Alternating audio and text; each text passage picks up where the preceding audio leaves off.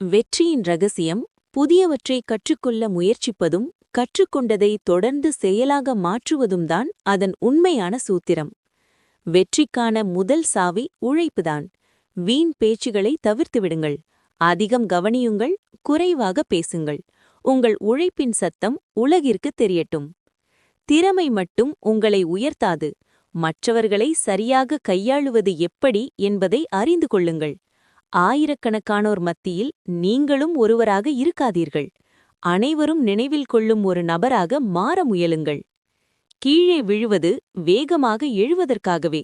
அதனால் விழுவதைப் பற்றி கவலைப்படாதீர்கள். ஒவ்வொரு சறுக்கலும் அடுத்த பாய்ச்சலுக்கான ஒரு ஆயத்தமே. எல்லாரும் செய்வதையே நீங்களும் செய்யாதீர்கள். மற்றவர்கள் செய்ய இயலாத அல்லது இதுவரை செய்திராத செயலை செய்ய முயற்சி செய்ய வேண்டும்.